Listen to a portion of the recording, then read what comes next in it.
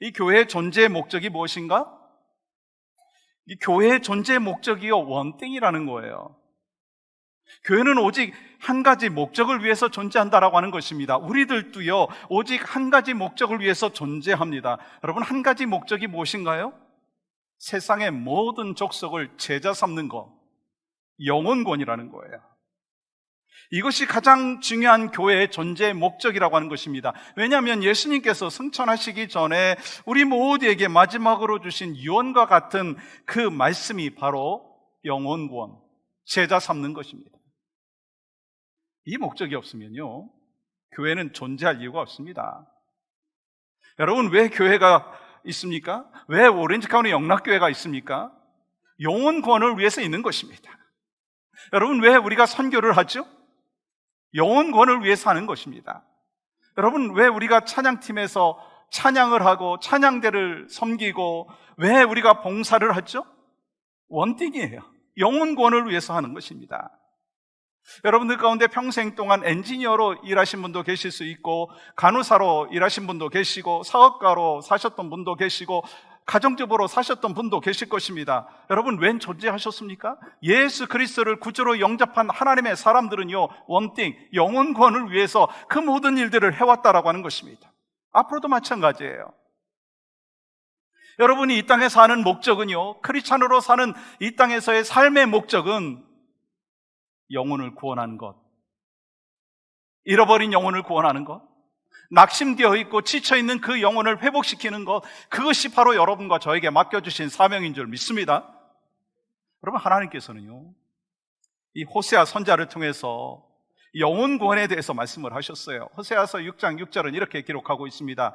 나는 인내를 원하고 제사를 원하지 아니하며 번제보다 하나님을 아는 것을 원하노라. 여러분, 여기서 인내라고 하는 히브리어 단어는 헤세드입니다.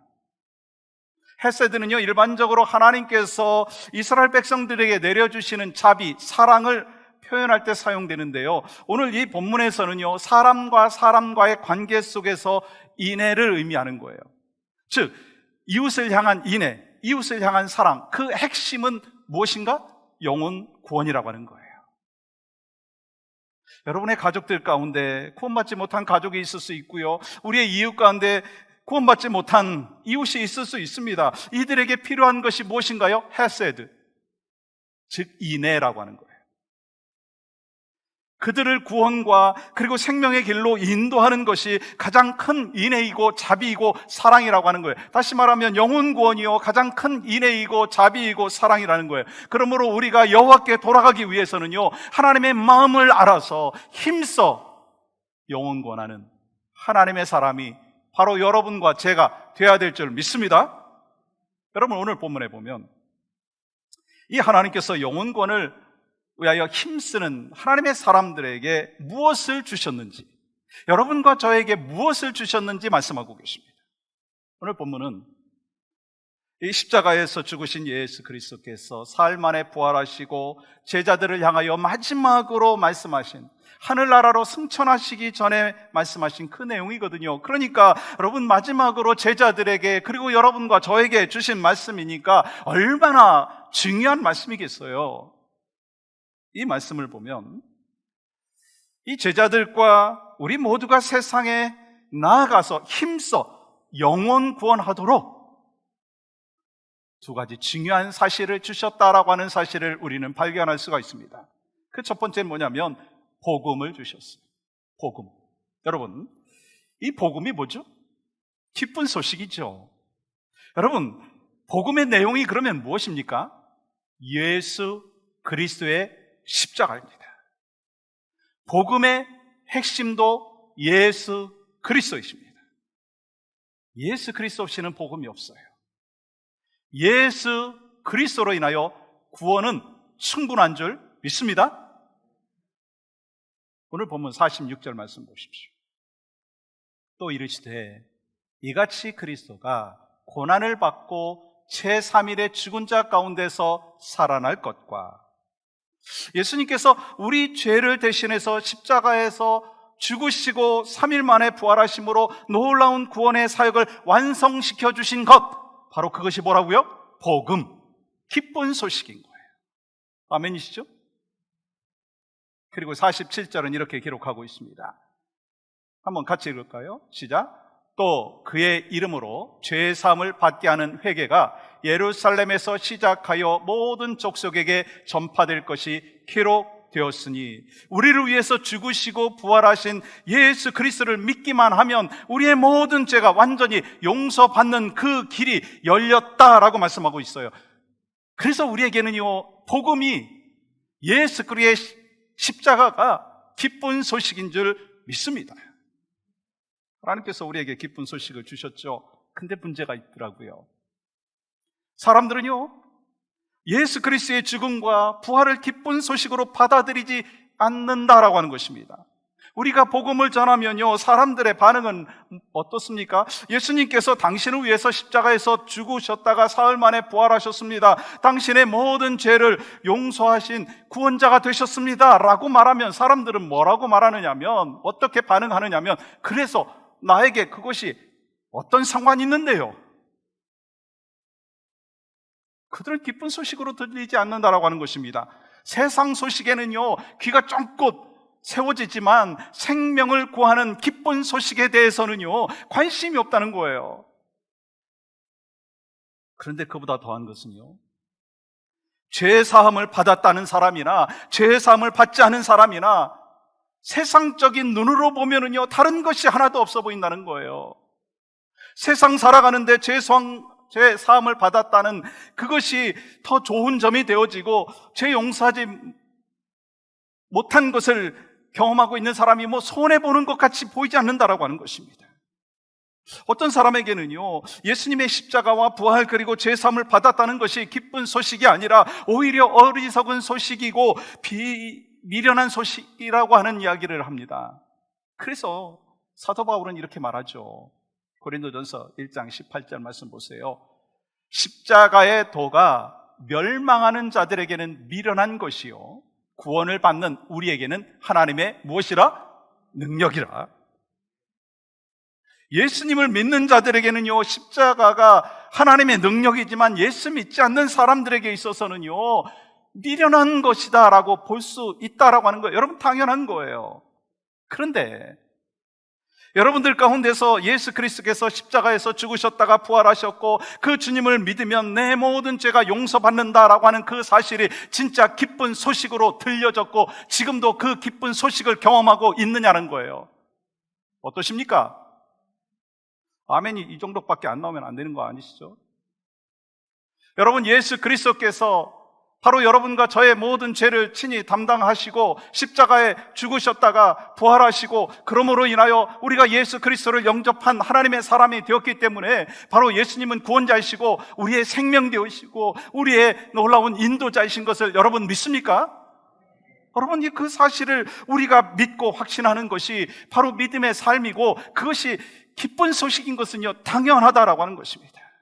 소망하는 마음이 있습니다. 오늘 성령께서 임재하심으로 인하여 우리의 마음을 감동하시고 예수 그리스도의 십자가와 예수 그리스도의 부활과 그 죄사함을 받은 은혜가 진정으로 나에게, 우리 가정에게, 우리 모든 성도들에게 기쁜 소식이 되기를 간절히 소망합니다.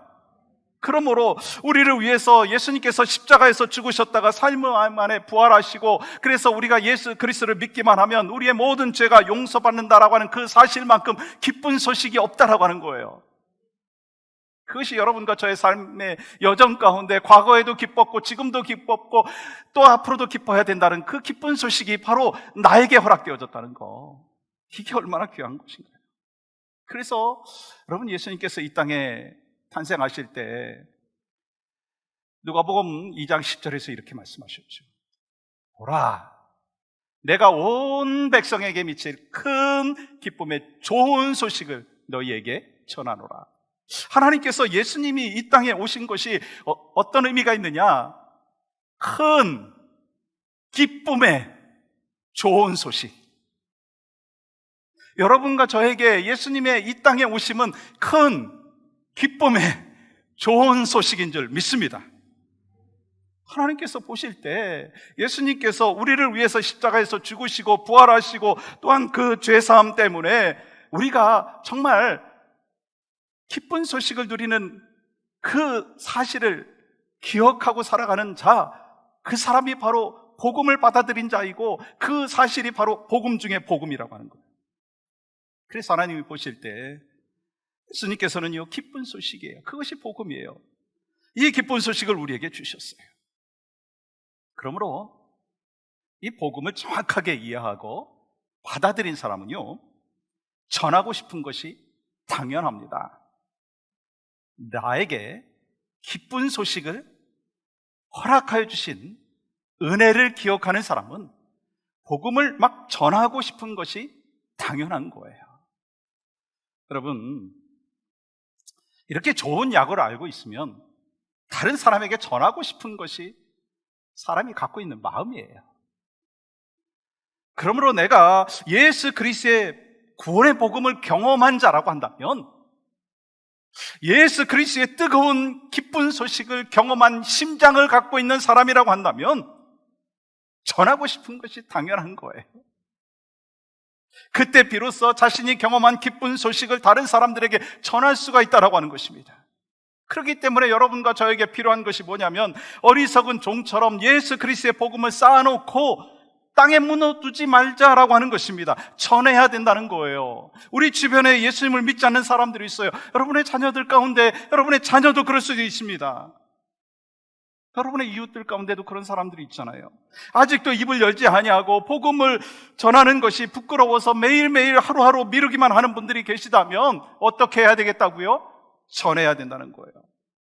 그때 어떤 일이 벌어지느냐면 영혼이 살아나는 것을 보게 될 것입니다. 한 인생이 완전히 바뀌는 복음의 능력을 체험하게 될 것입니다. 그 영혼만 소생되어지는 것이 아니라 복음을 전하는 그 사람까지도 뜨거워진 성령의 은혜에 깊이 빠지게 된다고 하는 거예요. 그렇기 때문에 우리는요, 복음이신 예수 그리스도를 전하겠다라고 하는 그 결단을 갖고 소명의식을 갖고 살아가야 된다는 거예요. 여러분, 소명이 뭔가요? 소명은요, 하나님께서 어떤 일을 시키는지 그것을 듣는 거예요. 여러분, 48절은 이렇게 기록하고 있어요. 너희는 이 모든 일의 증인이라. 여러분 한번 같이 읽어볼까요? 너희는 이 모든 일의 증인이라. 여러분, 너희가 누구죠? 예수님의 제자들, 또한 여러분과 저희입니다. 하나님께서는 우리를 증인으로 부르셨어요. 그러면 증인이 뭐 하는 일이죠? 예수 그리스도의 복음을 전하는 사람, 보고 들은 것을 말하는 사람입니다. 그래서 예수 그리스도의 십자가에서 죽으심을 보았고 예수님께서 부활하신 것을 보았습니다. 제자들은 자신의 눈으로 직접 보았어요. 그러면 우리는 어떻게, 무엇을 통해서 보았습니까? 우리도 봤잖아요. 여러분 보셨어요? 예수님께서 십자가에 죽으시고 부활하신 그 사실을 여러분 보셨어요? 보셨어요. 무엇을 통해 보셨어요? 성경을 통해서 보신 거예요. 우리는 처음 목격한 사도들이 기록한 성경 말씀을 통해서 예수 그리스도께서 죽으신 것을 보았고 예수 그리스도께서 부활하신 것을 보았습니다. 예수님께서 우리의 구원자가 되신다라고 하는 그 사실을 우리는 또한 그러므로 인하여 믿는 거예요. 그러므로 우리는 증인이기 때문에 본 그대로 전해야 합니다. 그래서 우리를 증인으로 불러주신 거예요. 그리고 복음의 증인된 우리를 통해서 온 세상에 복음을 전함으로 하나님 나라가 임하게 된다는 거예요. 여러분, 어떻게 하나님 나라가 임하게 된다고요? 우리의 복음이신 예수 그리스도를 전함으로 인하여 잃어버린 영혼들이 구원받음으로 인하여 이루어진다라고 하는 거예요. 그러므로 여러분과 저의 삶의 목적이 뭐예요? 하나님 앞에 기쁨을 올려드리는 것이고 하나님 앞에 영광을 올려드리는 거 아니겠어요? 하나님 앞에 기쁨이 되고 하나님 앞에 영광이 되기 위해서 우리는요, 어떻게 해야 되느냐면요, 복음의 증인이 돼야 된다는 거예요. 잃어버린 영혼들에게 복음을 전함으로 인하여, 상처받고 낙심되어 있는 영혼들에게 복음을 전함으로 인하여 소생되어지는 역사들을 경험하는 것이 바로 우리에게 맡겨주신 사명인 것입니다. 그래서 복음을 전해서 물이 바다담금 같이 여호와를 아는 지식이 온 땅에 충만해야 되는 것입니다. 그렇기 때문에 우리는 one thing, 영혼권을 위해서 부름받은 증인인 것을 기억하셔야 됩니다. 여러분, 한순간도 잊지 말아야 되는 것이 있습니다. 나는 예수 그리스도 복음의 증인이다. 저를 한번 따라해 보시겠어요? 나는 예수 그리스도 복음의 증인입니다. 아멘. 두 번째로, 우리가 힘써 영혼 구원하기 위해서 복음을 주셨을 뿐만 아니라 성령의 능력을 주셨어요. 여러분, 49절 말씀은 이렇게 기록을 하고 있습니다. 같이 한번 읽어보겠습니다. 시작. 볼지어다 내가 내 아버지께서 약속하신 것을 너희에게 보내리니 너희는 위로부터 능력으로 입혀질 때까지 이 성에 머물라 하시니라. 여러분, 이 아버지께서 약속하신 것이 무엇인가요? 성령입니다. 성령이 임하심으로 우리는 능력을 받게 되었어요. 우리가 예수 그리스도를 구주로 영접하는 순간 내 안에 성령께서 임재하고 계세요. 교회된 여러분과 저에게 성령을 주셨다라고 하는 것입니다. 우리가 사도행전 2장의 말씀에 보면 많은 놀라운 일들을 발견할 수가 있잖아요. 이 오순절 마가의 다락방에서 기도하는 120여 명의 제자들에게 성령이 임하심으로 그들은요 완전히 달라졌어요. 어떻게 달라졌는가? 이 자기들이 보고 들은 예수 그리스도를 증거하지 아니하면 안 되겠다라고 하는 마음이 생긴 거예요. 예수 그리스도를 증거해야 되겠다라고 하는 그 마음을 하나님이 주셨어요. 그래서 큰 소리로 복음을 전합니다. 그러자 온 예루살렘이 소동하여 그들을 보려고 달려왔어요. 그들은요 성령의 능력을 체험했을 때 억누를 수 없었습니다. 그래서 예수님께서 나를 위해서 십자가에 죽으셨습니다, 부활하셨습니다 라고 하는 것을 외쳤습니다. 성령께서 말하게 하시니까 입을 다물 수가 없었던 거예요. 그래서 계속해서 외쳤더니 사람들이 몰려옵니다. 그 무리들에게 베드로가 설교합니다. 그때 어떤 일이 벌어졌어요? 그때 몰려왔던 그 사람들의 대부분은요 예수님을 죽이자고 소리쳤던 사람들이었습니다. 그러나 베드로가 복음을 전했습니다. 하나님의 말씀을 전했습니다. 설교를 했습니다. 그랬더니 듣고 가책을 느낀 거예요. 사도행전 2장 37절 함께 읽겠습니다. 시작.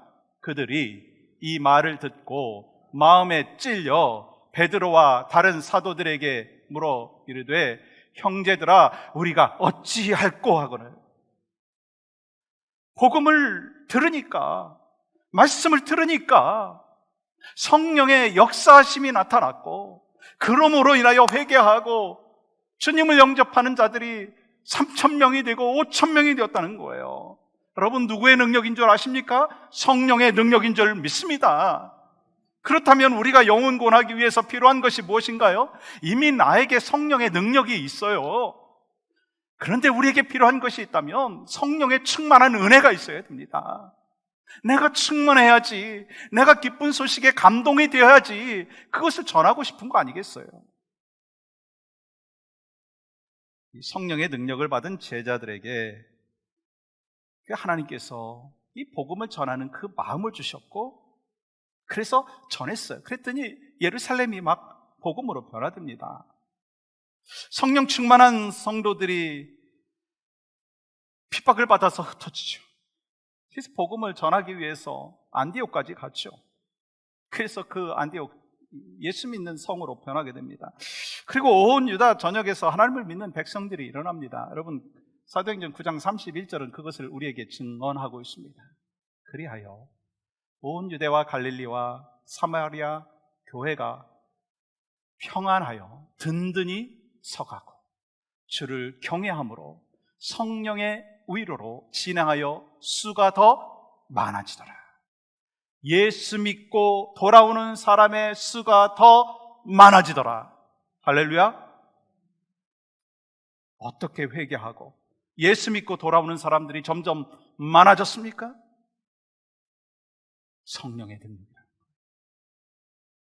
오늘날 이 복음 증거의 가장 큰 위협은 어디에 있는가? 어떤 분들은요 밖에 있다고 얘기합니다. 외적인 환경이 복음을 전하는데 참 장애가 됩니다 라고 이야기합니다. 근데 가만히 보면 밖에 있지 않더라고요. 여러분, 어렵다는 것이요, 복음을 전하는 것이 어렵다는 것이요, 상대적인 거 여러분 아시나요? 여러분, 지금 어렵다고 이야기하지만 지금부터 130년, 140년 전에 조선 땅에 복음을 증거하는 것은요, 정말 힘들었습니다. 그 선교사들이 그 복음을 전하다가 순교했던 일들이 얼마나 많이 기록되어 있습니까? 아니, 이 초대교회 때에도요, 이루 말할 수 없이 이 복음을 증거하는 것이 힘들었습니다. 예수 그리스도를 영접하고 구원받은 하나님의 사람으로 그냥 자기만 사는 것이 아니라 복음을 증거했어요. 그러면서 감옥에 가고 매를 맞고 순교당했습니다. 왜요? 예수님 때문에. 이 교회 역사를 보면 복음을 전하는 외적인 환경은요, 늘 어려웠어요. 오늘날 정말 만만치 않습니다. 안티 기독교인들이 얼마나 또한 많습니까? 그러나 여러분, 기독교 역사를 보면 외부의 어려움 때문에 복음이 위축된 적이 없었다는 거예요. 어쩌면 핍박으로 인해서 기독교는요, 더 꽃을 피웠던 것을 볼 수가 있습니다. 문제의 핵심이 무엇인가? 외부에 있지 않다는 거예요. 내부에 있다는 거예요. 복음에 대한 우리의 태도에 있다는 거예요. 기독교 안트들이 많아서 복음을 전하는 것이 어렵다라고 하는 거, 사실은 어찌 보면 현실입니다. 그러나 항상 그랬어요. 이단들이 있었고 교회를 핍박하는 자들이 있었습니다. 우리의 내부의 문제가 더 크다는 거예요. 여러분, 요한계시록에 나오는 소아시아 7교회를 보면 우리가 갖고 있는 똑같은 그 증상들이 있더라고요. 에베소 교회는요, 첫사랑을 잃어버렸어요. 사대교회와 같이 오늘날 이 교회들의 모습을 보면 살았다 하나 실상은 죽고 명목상 있는 크리스찬들이 많다는 거예요. 그런 교회들이 있다는 거예요. 라우디아 교회와 같이 차지도 않고 덥지도 않은 미지근한 성도들이 있다는 거예요. 교회들이 있다는 거예요. 그 모습이 오늘날 교회의 모습이고 크리스찬들의 모습인 것입니다.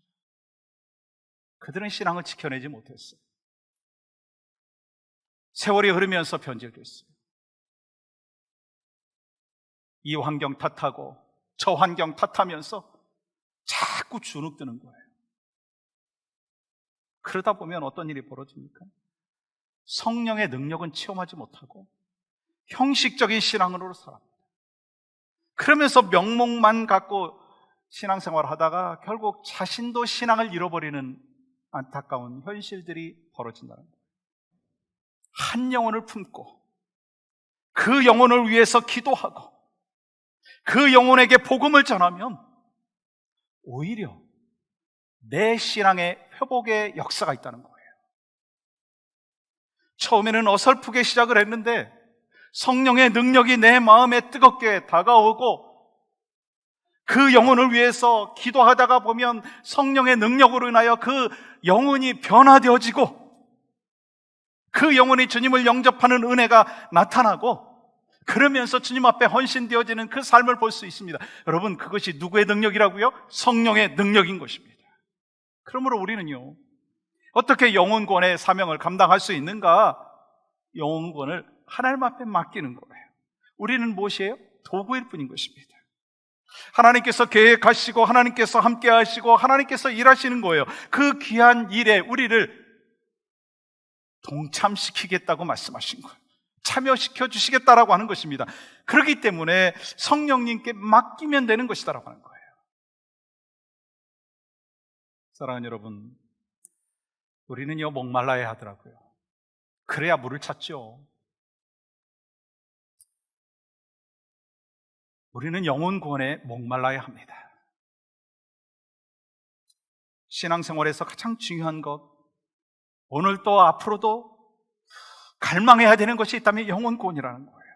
근데요, 영이 죽어 있으면요, 더 이상 하나님의 말씀을 막 들으려고 하지 않습니다.